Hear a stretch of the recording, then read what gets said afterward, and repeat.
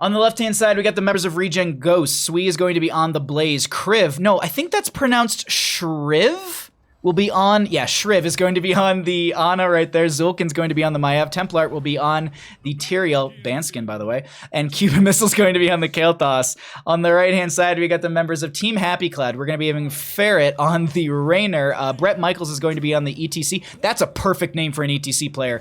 Galaxy Quest is going to be on the Orphea. Delta, I think I'm just going to go with Delta, unless there's a better name for them, will be on the Tyrande, and Red House is going to be on the Leoric. Hey, Bahamut, if I shave my head, will I grow a beard? Tasty, unfortunately, you have to go bald. That's part of it. Because what happened is I lost all my hair at the top because I started getting male pattern baldness. And then when I shaved it, it was like my body was like, okay, I'm just going to push all the hair down into your face.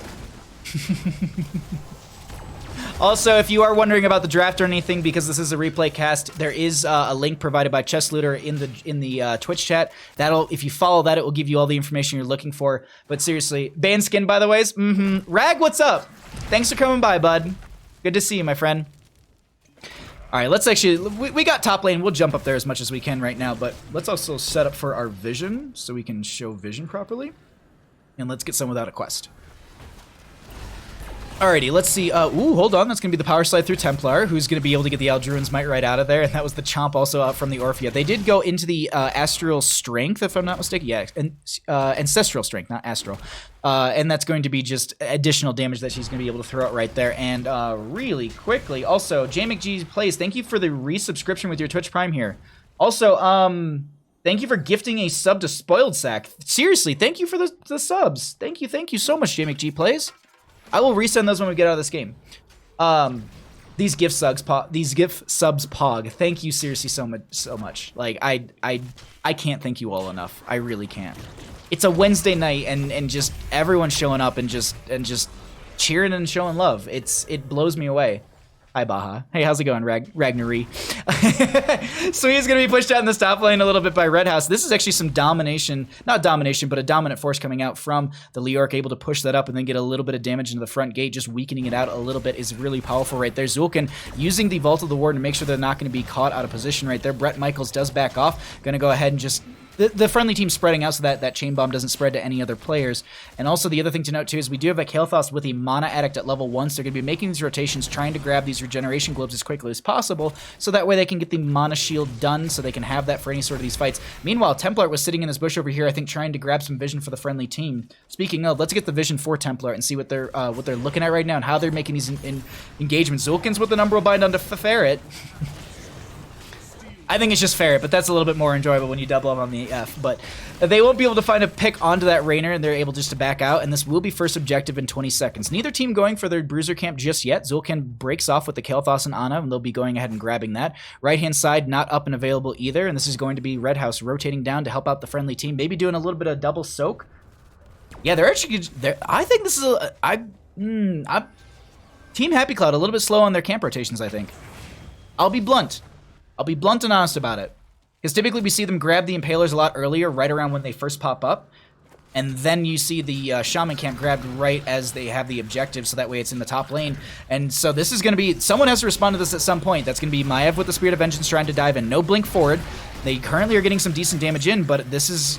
I would say more or less being held over by the members of Team Happy Cloud. ReGen Ghosts are going to be working their way through this, but their Shrine Clear is mostly Cuban Missile, who's throwing out a lot of that damage. Not a lot of it, but a majority onto the enemy players, trying to force them back and whittle it down a little bit. That Chain Bomb needs to be spread out. Or they're going to try and spread out that Chain Bomb as much as possible. Galaxy Quest will have it thrown on them. They're just going to back out of there. Sui is going to be going ahead and get the Jet Propulsion forward. Red House is able to make the Wraith Walk right out, but now Brett Michaels is in a bit of a rough spot. They could use the Power Slide to back out.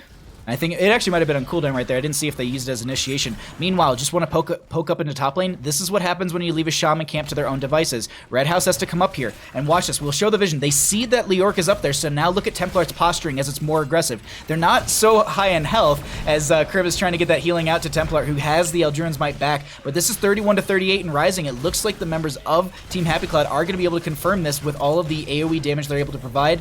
And now Sui is going to be diving forward, but there's no mana on them. Can they make it out of this alive? Power Slide to lock him down, and that's Orphea finalizing the kill. First blood of the game going to be going over to the members of Team Happy Cloud, and now they rotate into bottom.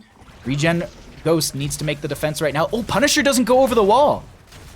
Very good use of, I think, Aldruin's Might right there from Templar to be able to kind of bait it into the jump, but it doesn't go all the way over the wall. Totally good. That's what you want to do in a game. No, realistically, you actually want to have the jump over. The Aldruin's Might have been like right in front of the gate right there, so it just didn't get the full jump. That's unfortunate, because the main reason you want to have it jump over so that the 2 towers and the fort are going to be focusing on the Punisher, so you get that triple burn. Right there, it was just the 2 towers getting that damage in, so it's a little bit slower. Plus, you're not able to bait it and pull it over to the top side of the keep where your friendly team is not going to be whittled down by the enemy team. Now, Arcane Punisher 34% and falling. They start to siege in, they take out the sidewall on one of the towers. I think this is as much as they should take on the side of Team Happy Cloud. Yeah, they're going to back out. They don't want to overextend in bottom lane. Sui will be back up and in the top lane, getting this clear and also trying to make sure that the experience gap isn't going to be too big between the two. And then, oh, hold on. JMG plays, if y'all want some entertainment, watching casting games with Bahama and James and ARAM's variety kids. And then bedtime GG's, good luck with the casting. Thank you for, seriously, thank you for dropping 2 gift sub and then resubbing and then going to bed. Thank you so much, JMG plays, for the raid and all the support. Thank you. Have a great night. Sleep really well. I hope your stream was an absolute blast for you. But seriously, thank you. I don't have words anymore, so let's just keep talking about the game. We also do have a few of those questing talents nearing completion. The Mana Addict at level 1 for the Kael'thas is going to be at 18 out of the 20. 13 out of the 15 for the new habits for that Blaze. They are working their way through that proc rock on the ETC at 11 stacks, and Raynor has 9 Behemoth armor stacks. Orphea with the Dread at level 7 as well, just picking that up, is going to be having 0. Actually, they just pick up 1 right there, and they also managed to pick up a Kael'thas kill, as it's 8 to 9 in levels. They're approaching those 10s on the opposing side. Let's actually cycle through some of the other numbers really quickly. We'll see the 10 talents as they do pop up. Next is going to be a Mortar Punisher in this mid position.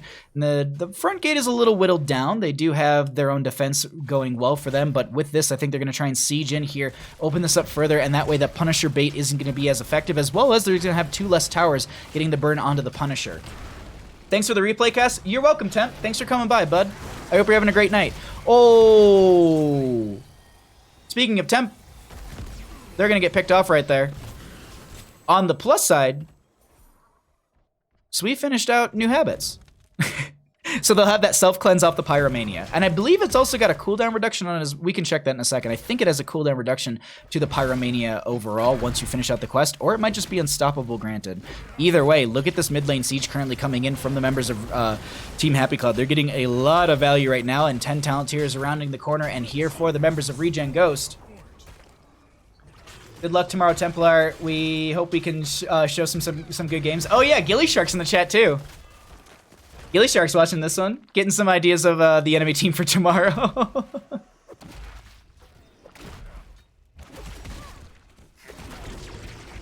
Okay, cool. I want to make sure I wasn't missing any major messages, but we're good. We're good on all those fronts, as we do have these bruiser camps picked up in the top lane. We should be having the announcement. I was about to say, we should be not too far off from the announcement for this. Kael'thas did finish out that mana. I feel like I noted that earlier. Hold on, this is one thing.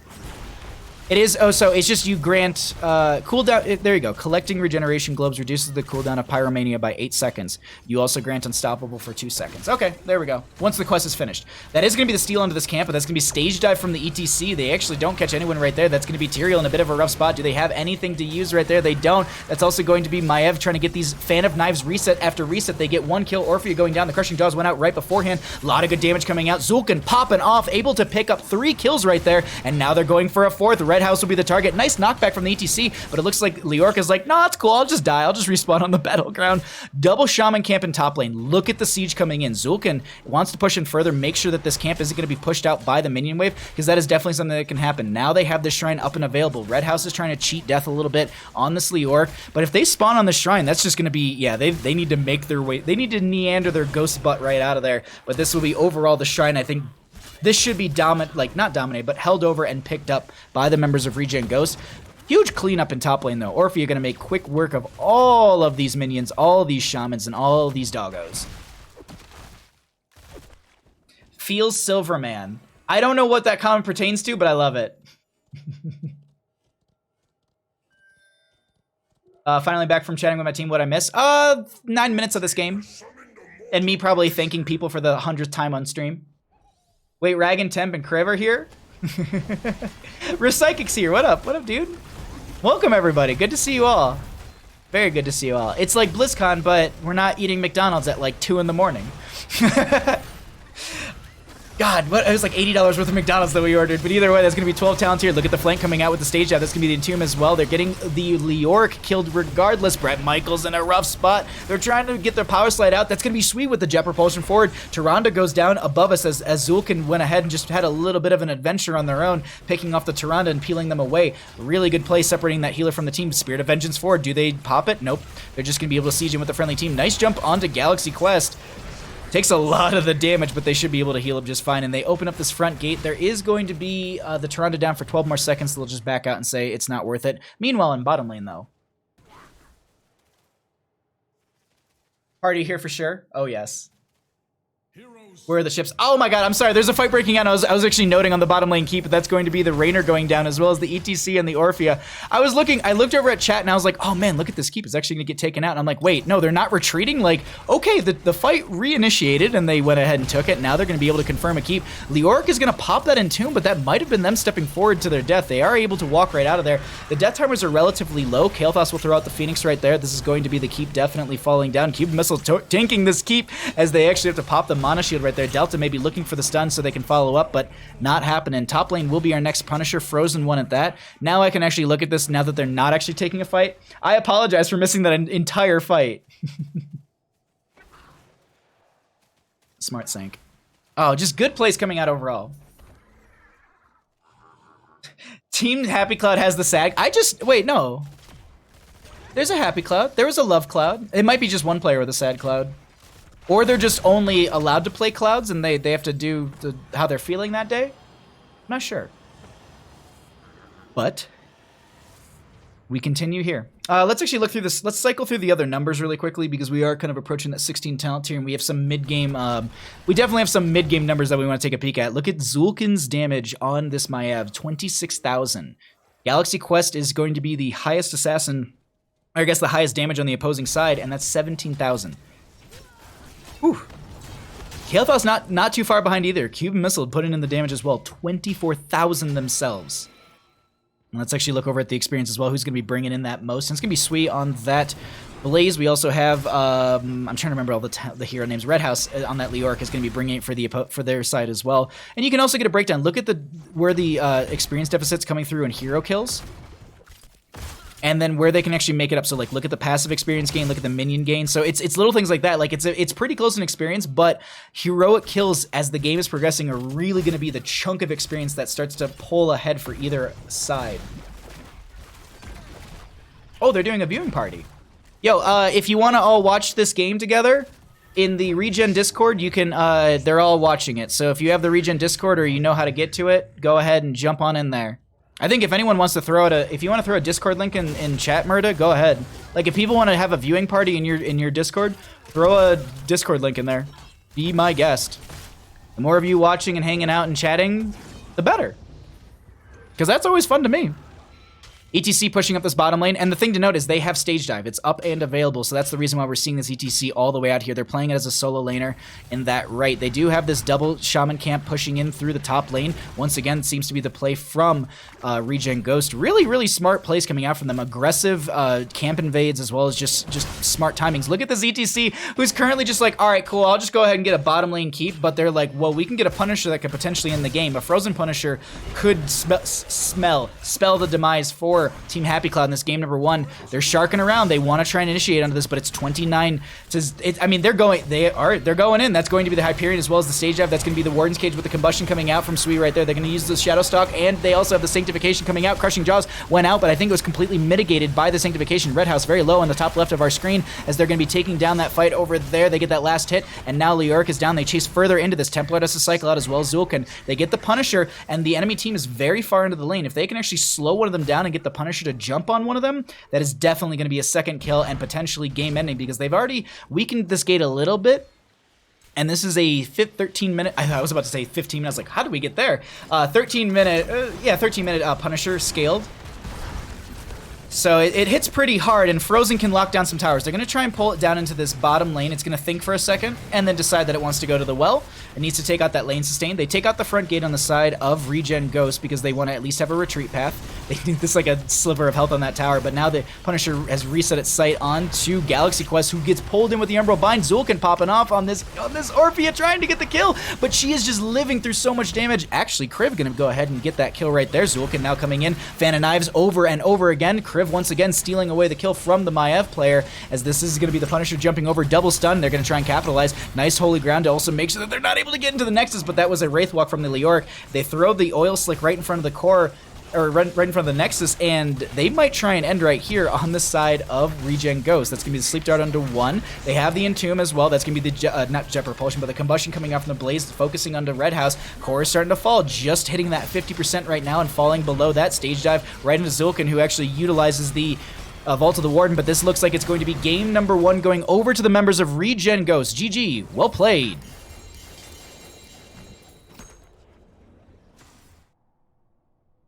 I was watching on mobile. Ah, I see.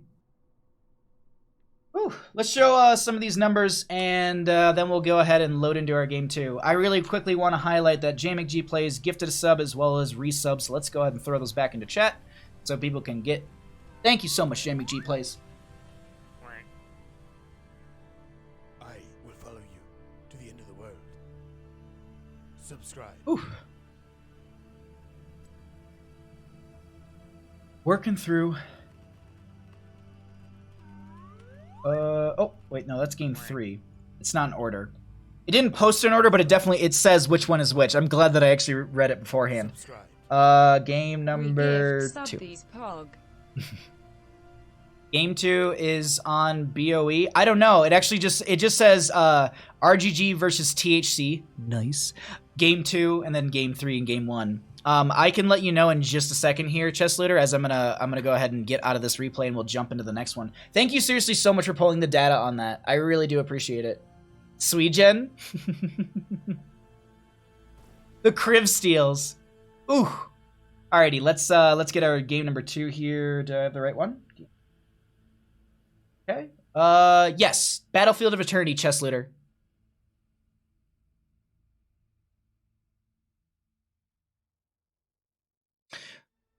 Oh, these are replays? Yeah, they are. Thank you so much. I appreciate that, Chess Looter. Thank you for posting the draft. So if anyone wants to know what the draft looked like from that game for game number 2 before we load into this, please go ahead and click the link that Chess Looter just posted. Well, it'll be 30 seconds from now. Unfortunately, I can't change my delay when I'm live. Bummer. But yes, these are replays. The draft is just being pulled by Chess Looter because he's just got some sort of amazing tool that he's using. That's just really, really cool. And so they're just pulling from the replays, giving us the draft so at least everyone at home can check it out. Alrighty. Let me make sure I'm not missing anything on my end. Nope, no messages for me. Let's start this game right here, and we're gonna go ahead and get into this on the. Oh my God. Okay, I like this. I like this draft a lot. Let's jump into it. On the left-hand side, we got the members of ReGen Ghost. Whoops. Up 1 game in our best of 3 series. We are going to be having Zul'Kan playing the Grey Mane. We're going to be having Kriv on the Tyrande. Template will be on the ETC. Cuban Missile on the Li Ming. Nice, you know, missile. Li Ming. Magic Missile. Anyways, we have Sui going to round out the draft on the Imperius. On the right-hand side, we've got the members of Team Happy Cloud trying to take us to game number 3. Galaxy Quest will be on the Thrall. Delta was going to be on the Lili. Brett Michaels on the Joanna. Ferret will be on the Phoenix. And in top lane, Red House will be on the Artanis. Let's go ahead and check out top lane because bottom lane doesn't matter. We're going to check out the top lane this time first because I'm watching minimap and I'm just waiting to see if anyone actually takes an engagement. But you can see on the minimap right now down here, they're just kind of doing a little bit of dance back and forth, probably throwing out some sprays, making sure that everyone knows what kind of awesome sprays they have here and just... Actually, let's jump down there for a second. Yeah, this is exactly what we're going to be expecting. So let's actually check out the solo lane a little bit more. We don't often get to highlight this, and I think it's an important factor in a lot of these games that we don't get to see. I'll do my best to keep an eye on some of the health bars in the for the bottom lane players. But overall, I don't expect anyone to be going down there. Typically, it's just stacking up some quests. Grey Mane taking a lot of damage, but yeah, it's as I said, they're going to play by their front gate. Meanwhile, in top lane, it's like chess a little bit. Like this, the back and forth of a solo lane. Like you don't want to aggress too far forward because then the enemy team might try and dive onto you, and you might be getting picked off. And so this is one of those things too to highlight is we can look at the vision for Red House right now and just show what they're seeing, and just keeping an eye on the friendly team and the enemy team as well as seeing how much is counting the members. Like, all right, cool. There's still 4 members down there. Oh, I lost vision. Like, don't play too aggressive into that lane. Same kind of thing. Like it's one of those situations where like you want to make sure you're communicating with your solo lane so that way they don't get picked off as they're getting a little bit low in health and maybe baited out into the further portion of the lane. It's a very important thing to highlight because I don't think a lot of people get to see solo lane value. And it's a lot of just experience and not dying, but also if you do have questing talents to make sure you're stacking those up. Let's take a peek at bottom really quickly. Yeah, I'm bored. Let's go back into... I'm just kidding. But they're gonna. It's a bit of a battle back and forth down here, and as I said, like it's just kind of playing safe, getting your quests up. ETC looking at Proc Rock. We're gonna be giving Crash Lightning for the Thrall, so they're just gonna be looking to get those quests up, and then just get the experience and make sure they don't give over an early game kill. Power slide from the ETC. They're going to be finding themselves Ferret here. Knockback onto this. They didn't get the blink, and that's going to be first blood in favor for the members of ReGen Ghost. And that was also a reset for Li Ming if they wanted to try and pressure in further. But Brett Michaels is just going to be stepping into the face of that Li Ming, able to just force them back. Look at Red House in this top lane. Swap goes through. Oh my god. What was that interaction?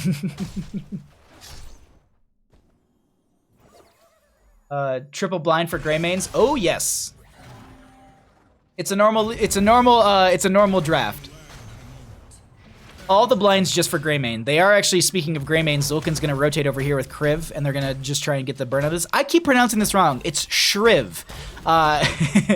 As they are going to be going ahead and finishing at this camp. No camp on the right-hand side going to be picked up by them from the side, from the members of Team Happy Claw. Actually, no, they're just going to be late on it. That's no big deal, though. I noted this in the last game and previous games that just delaying these out to the last possible moment is pretty impactful because then it forces the enemy team to rotate during the Immortal phase rather than before it. If you actually, so a lot of teams will then just say like, all right, cool, the Immortal timer's up at 2:30. I'm gonna go ahead and grab it so it pops at like my camp is done by 2:30, and then we'll position for the Immortal. But then you're left with 30 seconds to do nothing. Your camp moves into lane, and the enemy team can clear it. So this is the way that you should be. You should be playing these camps a little bit on the later side, so that way they can move into the lane. You potentially pull the enemy team away from the engagement, so that way you can then step forward and go for it. But since this is race sides, we're not going to be seeing that kind of play right here, and it's also very early. I think there was a swap that was attempted, but it didn't connect onto them. The T is silent. Thank you. The T is silent in Kriv.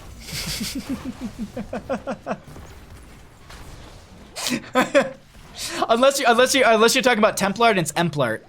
Is it Emplart this entire time? I've been pronouncing it wrong.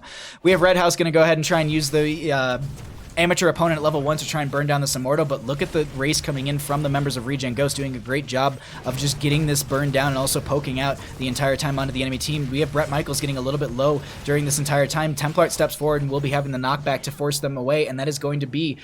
I mean, that's some decent shielding for a first Immortal. They'll also step forward. They want to grab these regeneration globes because they need them for the ETC specifically. Also, it's a good way to boost your mana and health before you go into the first phase. I note this in every game, and I'll note it in this one. The Immortal will always prioritize the lane that is most well defended. Top lane is more well defended than bottom, and it's literally just the gate right there. It's just there's more damage on the gate and bottom than the tower and top, so it will focus on the top lane. Meanwhile, we have the solo laners in bottom going to be going back and forth right there. Sui is going to be a little bit low on health, but I think that was more or less from the fight. And we also do see, you can see the shielding from the Immortal just dropping right there, and that means it moves into melee range. It also starts to walk on the ground rather than actually attacking from the range. I think it goes from a 5 range to a 1.5 range. Nice double power slide from Templar to actually just kind of push their way into the backline, but they do have to cycle back out a little too far from the friendly team. That Crash Lightning getting some value right there, but Greymane's the first one to get picked off during this siege, and they're going to have to back off. The other thing to note, too, is 16 stacks on the Greymane, or on the Thrall right there for the Crashed Lightning. That's quick work through. I was actually watching Not Paradox earlier, and he was talking about the value of Crash Lightning versus Echo of the Elements. And so Crash Lightning, I didn't know this, it actually doesn't scale over time. It's a flat 360. That's it. That's all it is. There's no scaling to it. And I believe that Echo of the Elements, like as it scales, and once you actually hit 20, while it might not be, if you get, like, let's say you get the stack super early, yes, you'll get the early game value from Crash Lightning, but I think Echo of the Elements scales way better into the late game and overall, so I think that's also a priority for you. So Crash Lightning gets value, but today I learned it's always Echo the Elements. Always. This is just going to be the Immortal phase ended right there, and they're just going to be going back and forth, pushing out these camps and these waves. Let's actually jump into bottom lane, as it looks like there's a bit of a battle between Sui and Red House. Sui and Red House. Can they actually get it? Can they step up onto the Yotanis? I don't think they're going to. Let's actually jump back into the top lane really quickly as they continue the siege up here. There's no punishment for the, I wouldn't say overextension, but the extension they've made thus far on the side of Team Happy Cloud. They play this, they step this a little bit further back on the side of ReGen Ghost, and now the Immortal spawning in the next 26 seconds. We have, well, just about the same timing for the Bruiser camp on the left and a little bit longer on the right. Sui did have to go back and get full on mana and health. That left Artanis by themselves, but they weren't pushing in like super hard or aggressively in this bottom lane, so they won't get a ton of value, and that actually gives time for Sui to rotate down here.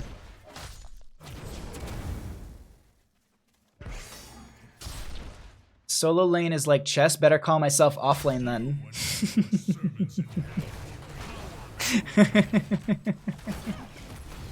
I don't know why that was so funny to me. Alrighty, let's we're gonna continue into this engagement right now, as we do have 8 to 9 in levels. It's a little bit more so experience favored for Team Happy Cloud, and they'll catch up on the side of ReGen. That should be pretty close when it comes to the actual 10 talent tiers, but now that's gonna be Brett Michaels getting the Celestial Charge thrown onto them. We do have this little bit of poke and small raise coming out for the Immortal phase here. A little bit of a spin move coming out from our Immortal and top area. And this half-level lead, like, this is a little worrisome, I'm not gonna lie. Artanis is still working down this bottom by themselves. And how much is it? 150? No, yeah, 150 bonus damage to non-heroes. So it's just right there, twin blades, just throwing that in constantly. They're actually gonna jump and grab their Bruiser camp. I think they might be forfeiting the Immortal. ETC's over here still. No, I think they're just gonna go ahead and grab the camp. And more Frostwolf for Monotide procs. Yep, because it is gonna be bouncing to, I think, more, I believe it bounces more because you have more charges, correct? Yeah, +2 charges of lightning for Thunderstruck. You're right. Yeah, because Thunderstruck is the... Or is it Thunderstorm? Either way, Purification Salvo going to be connecting. I think they actually knocked them out of it, getting the value right there with the ETC knockback. But this Imperius is so very low. They don't have the 10 talent here, and they're going to be going down. One pick in favor for the members of Team Happy Cloud. Can ETC make it out? Yeah, they'll be able to make it out just fine. Meanwhile, in this bottom lane, Zulkin is just like, please, just keep him busy. I can burn. Oh. But still, 5,000 shielding is going to be on the enemy Immortal. It is going to be moving into bottom, I think. Yeah, bottom lane, because top lane has the gate already taken away. I wish there was a little bit of a symbol that would signify if the gate's there. Something that maybe even just an observer could turn on and off. Just I wish, like, because I know they add something for well, because it's a little bit more differentiated from the fort. It used to just be like a little dot, much like the catapults are. I wish there was just like a little bit of like a line or something to signify that the gate is there. Why is he calling Sweet Brett Michaels? Nani? Was I really? My bad if I did that one. I might have confused the character models because it was just a bit of a chaotic moment right there, but that is also going to be 10 talent tier picked up on the left-hand side for ReGen Ghost. They do finish out the Crash Lightning on that Thrall, so Galaxy Quest will have that extra damage right now. I believe it's just 360 and it prioritizes heroes for bounces. Yes. Meanwhile, in the top lane, Red House is going to continue to push this up. Sui is going to be jumping up into top. Okay, they get the trying to get the Celestial Charge. They don't even make it. Now let's jump back into the bottom lane because I think they might try and pressure up onto this team. Just about everything is off cooldown. Cleanse went onto Ferret right there. I think they were a little bit of afraid of the Mosh to potentially go out onto them. I mean, a solo dance is very, very welcome to the Nexus. ETC can do private dances all he wants. I've actually been seeing a lot of ETCs doing private dances lately, and I mean, I understand it's a 2-minute cooldown, it's 120 seconds, but taking an enemy hero off the board, especially in the late game, and whether it's 30 to 60 seconds, that's a huge impact for your team. That's a lot. 30 seconds in the Nexus is a very, very long time. It happened like 3 or 4 times, so I thought it was an inside joke or something. No. I've been messing with ReGen Ghost Templart and Kriv and Zulkin mostly because I know those players, but that's gonna be Templart going down right there. I'm probably just confusing the models between Joanna and Imperius. That might just be it.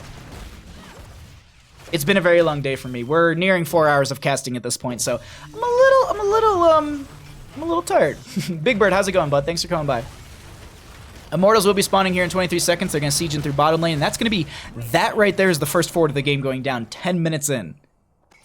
Definitely, I wouldn't say a slower paced game, but they're playing a little bit safer on both sides, and I wouldn't, well, not so much safer as also strategic. They're not taking really massive aggressive rotations or trying to find some picks on the enemy team. I wanted to take away the vision really quickly because we saw them rotating up here. I wonder if they're going to try and jump onto this Artanis as they were making the rotation, but no, they're just going to go ahead and go for the race onto the Immortal. It is on the race side for both these teams. We do have Brett Michaels who's trying to use the shield glare and just trying to block some of the vision, or not vision, but blind some of these players, and also Delta doing the same thing. But that race is so much stronger for the members of ReGen Ghost, but it's 13 talent here on the opposing side. This goes to the safe side for both. Can they? Yeah, and see, they have the 13 talent tier, so they're going to try and pressure up with that talent tier advantage. Tyrande backed off for a second to go into bottom lane, and they're like, well, we need to defend this. If they can get one really big power slide with a mosh pit, that'll be huge for them. There's going to be the power slide. Look at Brett Michaels going to be getting hit with a cursed bullet from Zulkin as well. That is going to be the jugs coming out from the Lily, who gets a lot of the members healed back up to just about full. Shui is going to be doing their best to just push this pressure onto a couple of the other players. Ferret has no shielding right now, but look at that. During all of that, they got a solid chunk. Like, if my cursor notes it correctly, like roughly there was where it was before that entire engagement. So if they're able to do a couple more of those, they'll be able to burn this down, but it's fairly even when it comes to Immortal health. We're looking at a 200 HP difference between the two of them, roughly. Knockback onto Red House, who's now in the back line. Cube Missile's going to be the target. That's going to be Earthquake from Galaxy Quest, who steps further forward. Zulkin going to be back. They have a Curse Bolt that goes onto the Janna, but ETC's the first one to get picked off. They're going to need to back out of here. They cannot defend this any further without their ETC, and it looks like they're going to be easily able to pick this up on the side of Team Happy Cloud. This will go into the top lane, as noted before, go into the most well-defended lane. Bottom lane is going to be cleared out by the few members of ReGen Ghost down here, and then they need to set up for the defensive phase. Crash Lightning is going to be finished out, as I believe Proc Rock was finished by... No, Proc Rock is only sitting at 12 stacks for the ETC. Ouch. Baja, baby, I miss you. Sierras, what's going on, my dude? Good to see you. It has been quite some time. Omewa Mushinderu? Yes. Indeed, Big Bird. I can actually use my little sound clip really quickly. There you go. That's for you, everybody. All right, 13 to 14 in levels. Let's go ahead and see what they're able to do in this top lane. Swede's taking a lot of damage on that Imperius, and they're going to be able to get the Celestial Charge. That was going to be the Angelic Armament. They get a huge pick onto the Artanis right there, but that was the Purification Salvo confirming the pick onto ETC. The cow goes down, and that Immortal still with the ranged attack with the shielding, just now losing it. This keep is definitely going to be going down. It was a 1-for-1 trade right there. They still siege in because they've got that Johanna anchoring for the friendly team, and Galaxy Quest is able to poke out into quite a few of these members with that Crash Lightning, with that just that chain lightning. And do they try and end here? Doesn't seem like that. Yeah, they're not going to be going for it.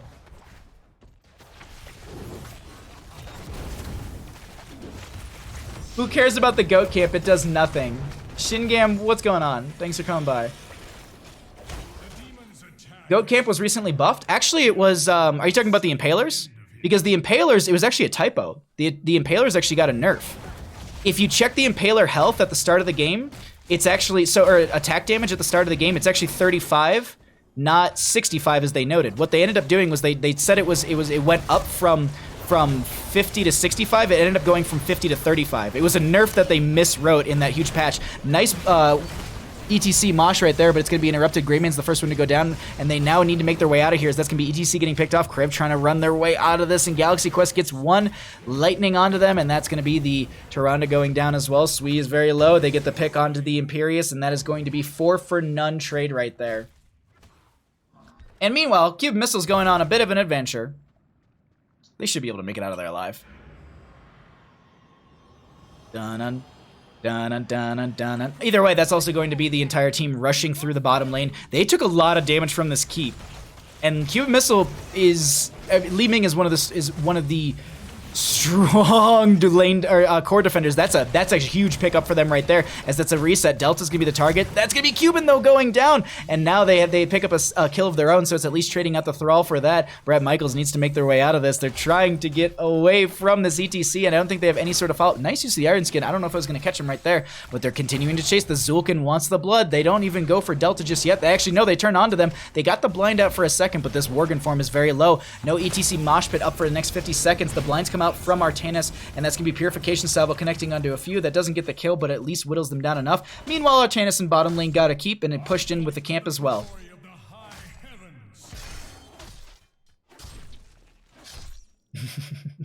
Murda, founder of ReGen, giving false information. No, to be honest, the only reason I know is because I saw it and I was talking about it in it. Wow, that was a really good, like, that swap right there to try and avoid the Celestial Charge. They still go down, but that's just 200 IQ Artanis play right there. I need to highlight that. Yeah, they definitely are going to be losing keep, and that's also going to be the Impaler camp in bottom lane, but Delta is going to be chased in here. They're just juking and jiving every which way. They're sending everyone on. Now, this is the true adventure right here, because they have the, and Zulkin and friends are just like, I'm done. I don't care about you, Lily. Like, I'm out of here, because we need to burn down this Immortal, because they're burning down ours. Impaler camp is still going to be over on this core, as they also, actually, that was being focused by the minion wave, but they have catapults coming down here as well. Zulkin will be the targeting this Immortal and trying to burn that down. They have the friendly team for the defense. They don't have 16 still. Behind in experience. Let's actually cycle through some of the numbers. Solo lane just doing solo lane things, letting the team die and taking a keep. Yeah. But yeah, that was an unfortunate thing about that patch, because that was the patch where like Lunara had Thornwood Vine changes within Urel's changes, and there was just like a bunch of things that weren't noted properly, and it was all that. And so that was one of the things where it said 65, but it was actually a nerf. It was actually 15 damage removed, and I only stumbled upon it by happenstance. So it was just one of those things I was like, wait, what? Maybe they know, maybe it was intentional, who knows? Either way, 16 to 18 levels, that's going to be the mosh pit going out onto a couple players. Purification Salvo comes out, Joanna's the first one to go down, and look at that salvo value right there. They don't get any kills from it. They actually pick off the thrall right there. Red House is trying to stay alive, and they actually end up losing themselves right there, but look at the left side of the minimap. It is painted red. They need to send someone back immediately before their core gets shredded. It's going to be 17 minutes into the game here. These catapults will definitely do some work as the Shaman camp is pushed in through the top lane. They're going straight into the burn right now. Kriv is, I think they're trying to delay Kriv from backing, but they have Imperius right now up here. The core will lose some shielding and some health, but they're not going to lose it at least. This is going to be a very late game Immortal going, wow, that's a lot of health going down. 55%. Tyranda's back here as well. Wow. I wasn't expecting this much damage to be going onto the core. I thought they would clear it out way quicker. But hey, that's what happens 18 minutes in the game with these catapults, and top lane is oh, they need to be worried about this. I think they're trying to decide what they want to do. I think Sui needs to stay back and try and go for just stay for the defense, at least in top lane. I think they should clear out one more wave of top. Oh wait, no, Lily, where are you going, girl? They just don't care about Lily. They're just like, your fast feet are dumb and annoying, we don't care. Imperius with the Celestial Charge, they have the lockdown, now they go for it, and that's gonna be the pick that they need right there. Still, here's the thing, top lane, they need to be worried about this. That's gonna be Earthquake out from the Thrall. I think we saw the Purifier, or excuse me, Suppression Pulse from the Artanis. 50 seconds? Yeah, we did see that, because it's on 40 seconds right there. That's going to be, oh, the Angelic Armament's trying to get that snipe right there. Catapults. Catapults. 19 minutes in this game. 39 health, backdoor risk. Exactly. Imperius does the Hearth. Catapults are just, they should get a little bit of the shielding and a little bit of the experience, but that's going to be the Artanis going down in the bottom lane. They try and step further forward. This Immortal sitting right around half health. If they can get a keep in this bottom, that at least will alleviate the pressure down there, and maybe they could go for core. I think actually they saved it. Was it at 33 the entire time? I think it was. Oh, solo private dance, and they get the dive onto the Joanna. That's going to be the pick onto them as well. Can they end the game? There's 3 members down. They have 8 seconds on the Lily. The core is starting to fall rapidly. The Immortal's gone. It's just Zulkin, Kriv, Cuban Missiles, and Templar. Nice blink from Ferret to deny them the, to dodge the Li Ming combo, but Zulkin taking so much damage. They're going to be going down. This core is falling really rapidly. Kriv is so very low. Cuban Missile trying to put in the damage. This is going to be Templar, just the only one. Oh no, Sui is going to be here, and that's going to be ETC and Imperius ending the game for the friendly team. Game number 2 goes over to ReGen Ghost. GG, well played. Wow. Just wow. Oh my god. Really good best of 3 series.